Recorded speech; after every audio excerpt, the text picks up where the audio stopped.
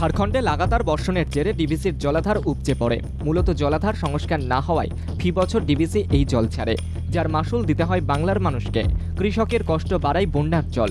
বাংলার সরকার তাই বারবার ডিভিসির কাছে জলাধার সংস্কারের আবেদন করে, কিন্তু কে শোনে কার কথা?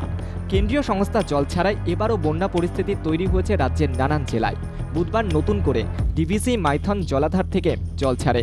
মঙ্গলবার দুই জলাধার থেকে 2,74,000 কিউসেক জল ছাড়া হয়েছিল। লাগাতার জল ছাড়ার জন্য প্লাবিত হাওড়া, হুগলি, পশ্চিম মেদিনীপুর, পশ্চিম বর্ধমানের মতো বিস্তীর্ণ এলাকা। বুধবার সকাল থেকে মুন্ডেশ্বরী নদীর জল ঢুকতে শুরু করে আরামবাগের হরিণখোলা, মলাইপুর পঞ্চায়েতের বিস্তীর্ণ এলাকায়। নদীর জলে প্লাবিত হচ্ছে হুগলির পুরসরাও। আরামবাগের দুই পঞ্চায়েত এলাকায় বেশ কয়েকটি জায়গায় বাঁধ ভেঙে এবং বাঁধ উপচে জল ঢুকতে শুরু করেছে বিভিন্ন এলাকায়। তার জেরে প্লাবিত দুই পঞ্চায়েত এলাকার বেশ কয়েকটি গ্রাম।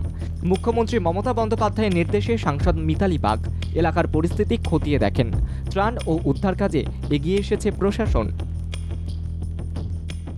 ওই মধুপুর শিবপুর ভেঙে একদম ছন্নভিন্ন হয়ে গেছে, বাঁধ ফাঁধ ভেঙে একশো হয়ে গেছে, জলে ঘর বাড়ি সব ডুবে গেছে, সব ভেঙে ভুঙে গেছে, মাটি বাড়িও ভেঙে একশো হয়ে গেছে সব।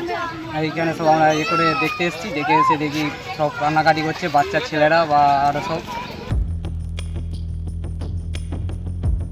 বুধবার সকালে জল ঢুকে পড়েছে বাড়ির ভেতরে। আতঙ্কিত এলাকার মানুষ।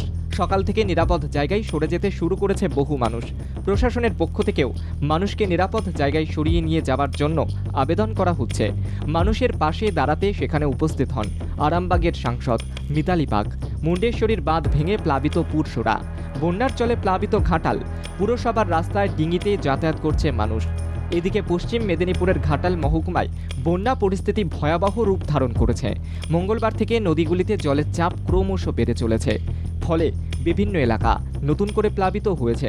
জলস্তর ক্রমশ বৃদ্ধি পাওয়ায় বহু এলাকাতে বাঁধ ভেঙে পড়ার আশঙ্কা তৈরি হয়েছে।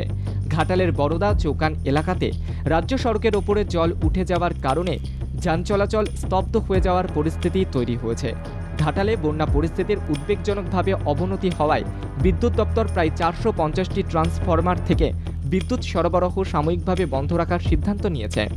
মঙ্গলবার চন্দ্রকোনা 1 ব্লকের মনোহরপুর 1 গ্রাম পঞ্চায়েতের গাংচা গ্রামে শিলাবতী নদীর বাঁধ ভেঙে যাওয়ায় বিপত্তি হয়। পার্শ্ববর্তী প্রায় 10টি গ্রাম বন্যার জলে ভেসে যায়। বিস্তীর্ণ এলাকার কৃষি জমিতে বন্যার জল ঢুকে পড়ে।